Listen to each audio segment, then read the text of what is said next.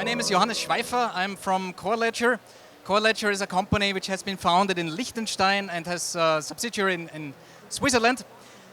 I am Austrian, which I can hardly hide sometimes, and I'm actually a chemist.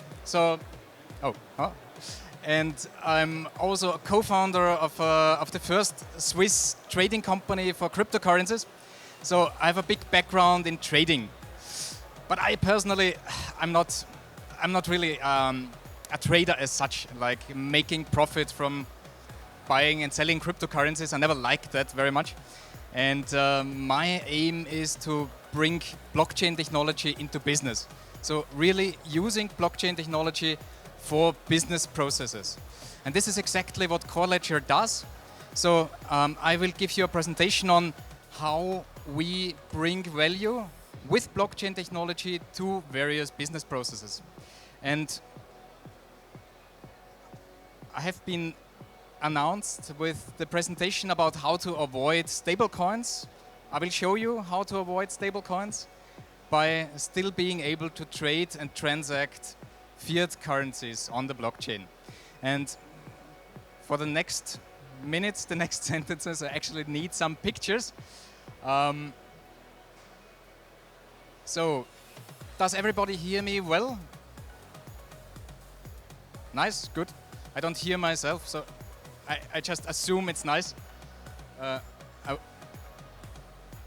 It's really funny to give a presentation in the corner of a room. That reminds me of my first startup, which was actually just a desk in front of the toilet on an industrial building. That's somehow reminiscent. So, still the blue screen. Who of you is actually familiar with the problem of transacting fiat currencies on crypto or on blockchain? Who is familiar with existing stablecoins, how they work, and the regulatory problems which they pose? Excellent, because this is the biggest problem, right? So maybe I just continue on that notion. You might be familiar maybe with the fact that Liechtenstein is just has drafted and is just passing a blockchain law which is dedicated to solving exactly these issues, like making sure that tokens are rightful and token holders can get their rights even if something goes wrong on the technical level, on the blockchain level, which is super important. Because normally, as a token holder, you stand alone in the forest, right? If something goes wrong, if the product is not issued as promised, if the white paper does not live up to its promise. And that's exactly what Liechtenstein is about to solve. We just got an SMS from the government directly that they approved the law. So next year, beginning of 2020, this will go into effect. And on the other side, actually not far away, so next border to Liechtenstein, there is Switzerland. Switzerland has become famous for the Crypto Valley. Who knows Crypto Valley? Excellent. So with my first company, with the trading company, we were among the ones who started and actually kicked off Crypto Valley. And in the last 2 years, it has become kind of a mecca for tokens. So a lot of companies went there simply, well, to do an ICO. That's what it all was about. And most of these ICOs had a certain difficulty. And that certain difficulty was how to get the money in. So anybody here who did an ICO or is planning to do an ICO? Planning or already done? Planning. Planning? Planning, maybe. And we experienced it ourselves, of course, getting a bank to accept even fiat money, crypto, we don't have to speak about that, but fiat, so Swiss francs, euros, US dollars, for a token sale, that is a big hassle and has always been. So I don't know how many banks you know personally which are in that business, like allowing crypto companies or companies who want to do an ICO to open a bank account for simply collecting incoming money. Or even worse, to receive the converted cryptocurrencies into fiat. I don't know, there are a handful, and most of them still pose a lot of regulatory hurdles. Like we try to open at the moment a bank account for a company which created a game, and this game is not about crypto, it's just about tokenized cards, and it's super hard to get a bank account there. They kept us waiting for 6 weeks so far, just filling out forms, old-fashioned way, sending the forms via fax. That's of course nothing which is somehow in touch with our technology advancements which we have right now. Good, excellent. Now I have slides, finally. Thank you very much. So, what, and this is actually a good starting point now, because I'm also a founder of a blockchain consulting company. And what we experience today actually is when people talk about digital transformation, they talk about very simple things. They don't talk about introducing blockchain or introducing tokenization. They talk about putting things into a CRM, into an ERP, into doing, into building a web shop for their products. They are not yet there in the space where we are, where it is about how to use blockchain technology. So it is super difficult to actually bridge that gap between the current understanding what digitalization, what digital transformation means, and what it means for those businesses who are still in the traditional world, whom we want to get as customers, and what we understand as digital transformation. Because what we understand is totally different. So, what we and a lot of other companies, of course, are doing is this. Digital transformation means that a real asset is transformed into its digital analogy.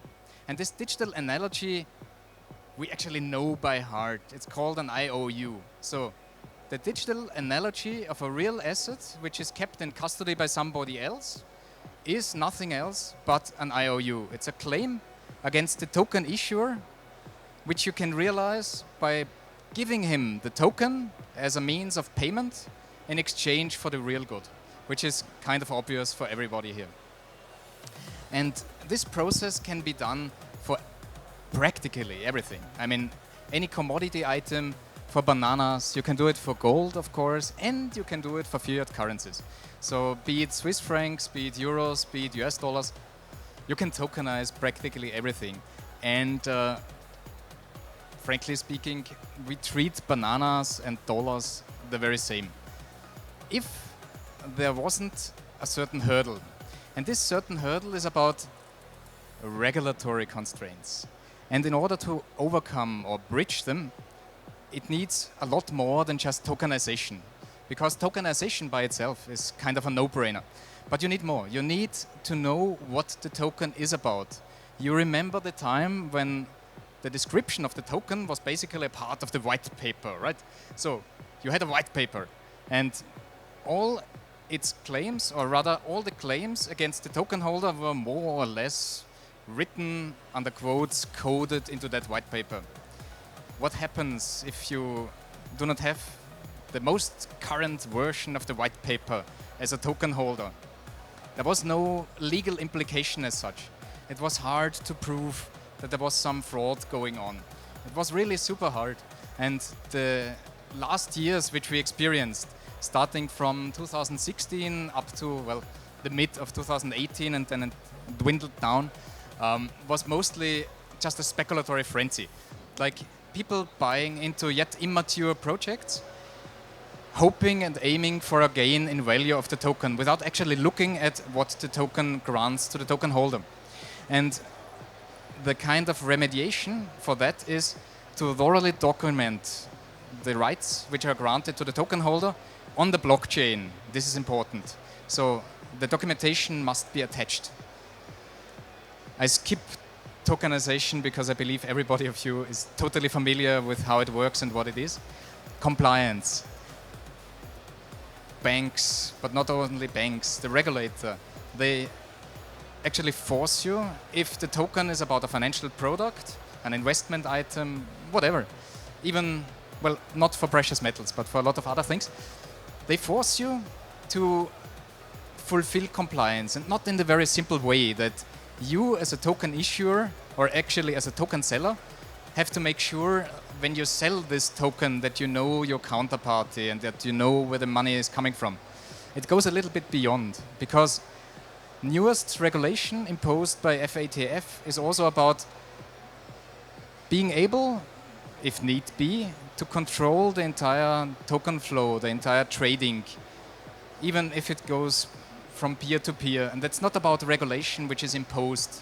It is also about regulation which you, as a token issuer, maybe impose on yourself. Just imagine we're talking about equity, tokenized equity. You don't want your equity to be freely tradable, do you?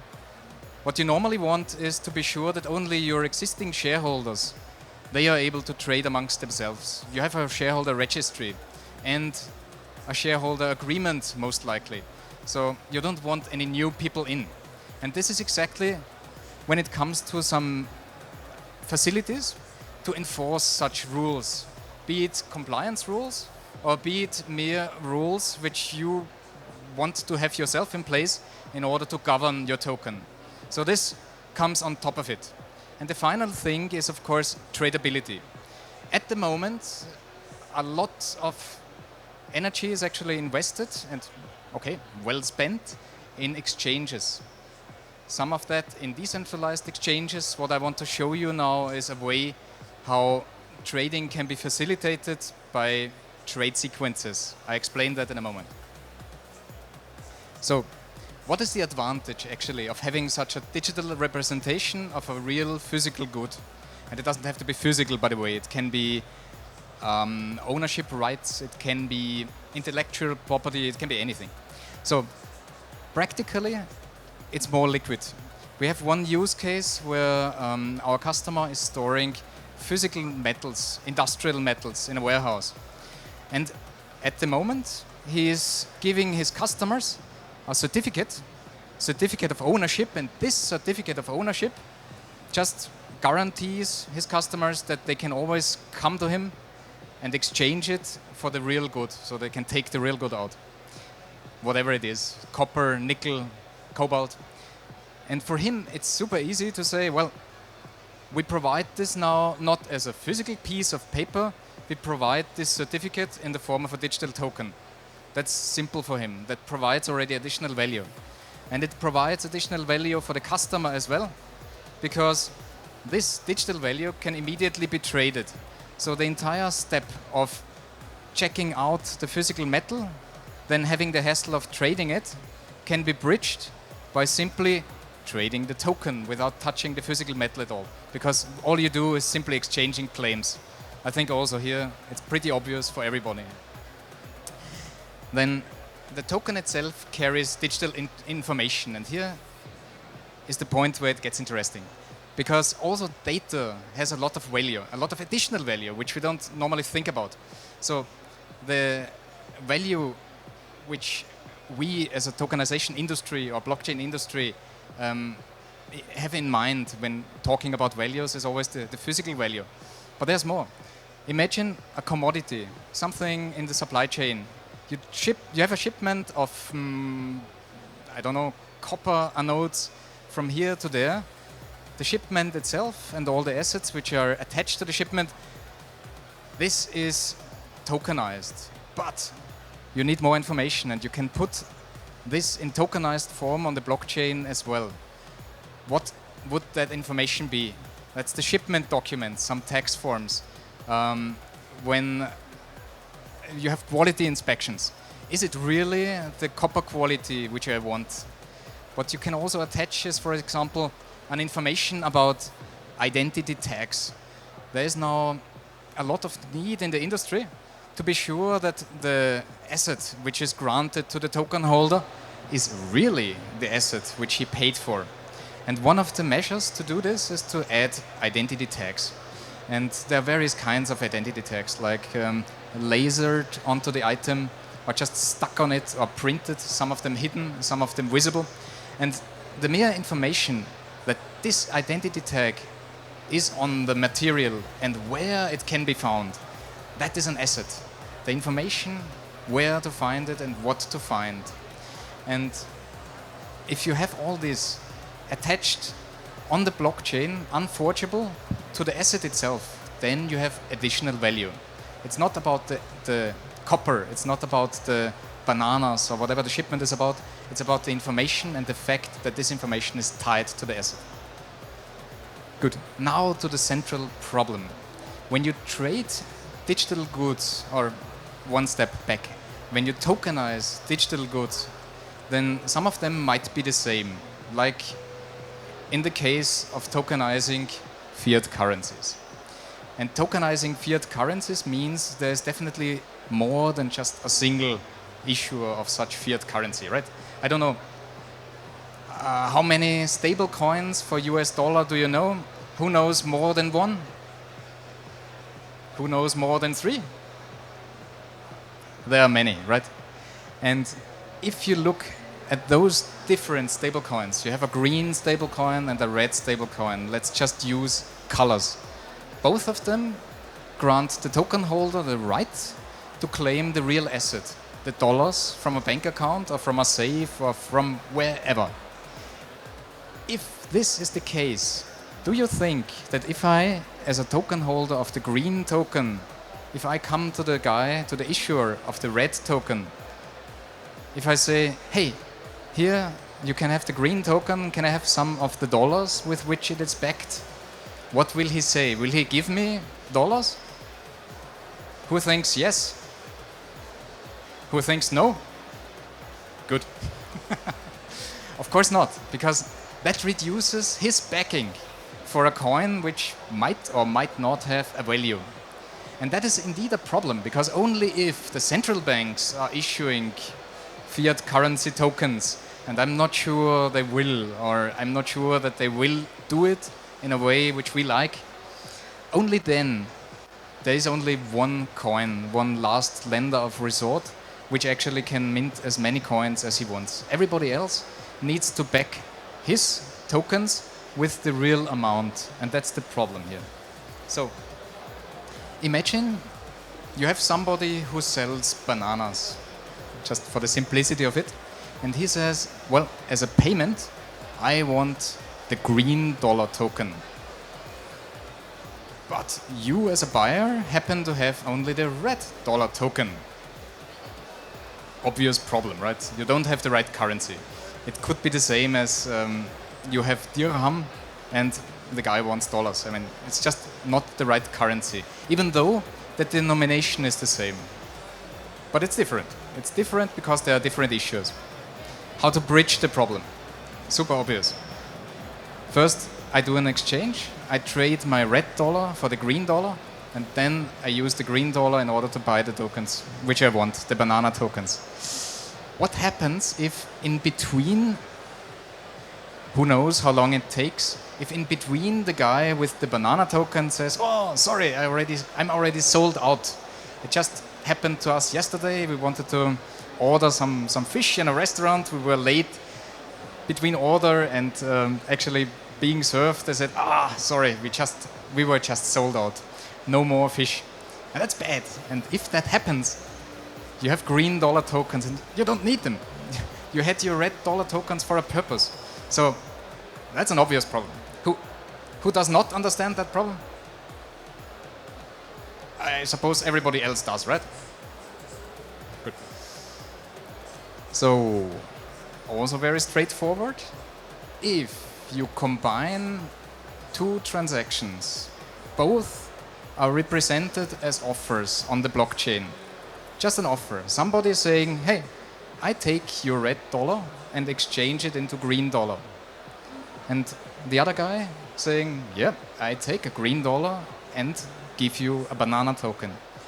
If both transactions individually happen atomically, that means they are not reversible. So if you give me the red dollar, then I give you the green dollar. It's no way that you give me the red dollar, and I do not give you the green dollar. Atomic means it will happen. It's promised. It's technically promised.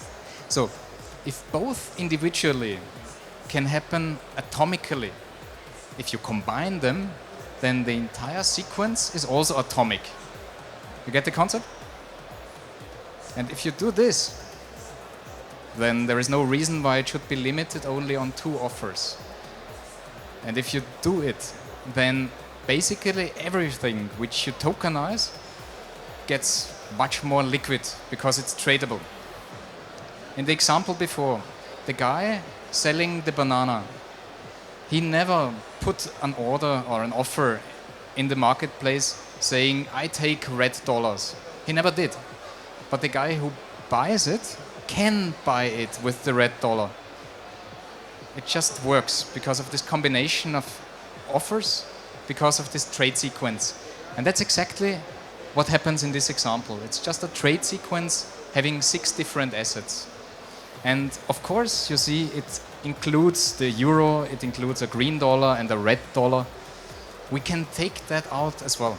So it is entirely possible to do nothing else but pure and simple, and I don't know how many millennia old barter trading without money at all. Or doing quite the opposite.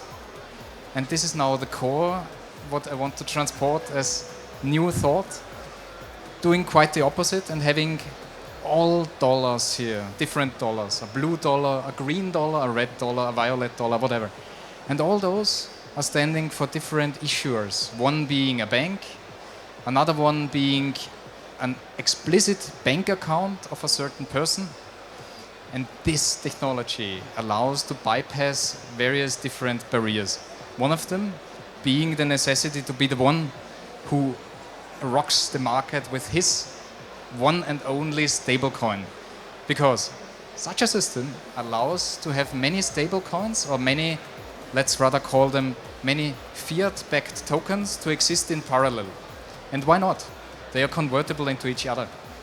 And I'm not talking about mere concepts. I actually hate to just present ideas. This is not an idea. We realized it, and it's already live and working. We realized that first for a game, funnily. So it's an exchange which allows to trade game items. It can be applied to anything, also fiat currencies, also precious metals, commodities, trading materials, and so forth. And I think I'm already running out of time. If you want to know more about how things can be documented, tokenized, fitted with some rules to govern a token and how that can be traded, I'm happy to discuss more at our booth. We are over there, not far away, in that corner. What? 45, right? 45, booth 45. I'm happy to welcome you there and discuss with you the way how we can do trade. Thank you very much. Thanks.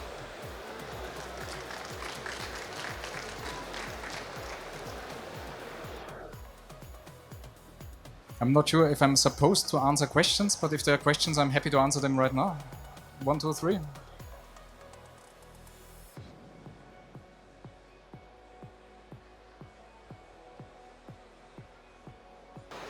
So with CoreLedger, you are solving the swap between different stablecoins and also between different tokenized assets. And how the liquidity will be there? You are supporting the liquidity, or how will be the platform liquid? Thanks for the question.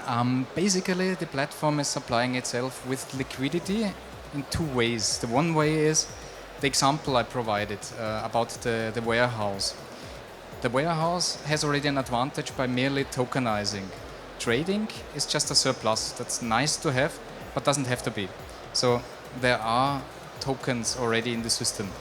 And fiat tokens, we don't issue them. So CoreLedger does not issue any fiat tokens, and we don't do any trading. But fiat tokens will also come in a similar manner. So we don't fill it. And regarding, let's call it liquidity, in the sense that there are enough offers. Last week I have been approached by a trader, and he said he wants to be one of the first to do matchmaking and market making on the system. So this is on the one hand how assets come into the system, and on the other hand how to ensure liquidity. There is a simple, let's call it natural drive to just try to make money on exploiting some price differences. Where there are price differences, people will try to do this market making. Thank you very much for listening, and have a nice summit.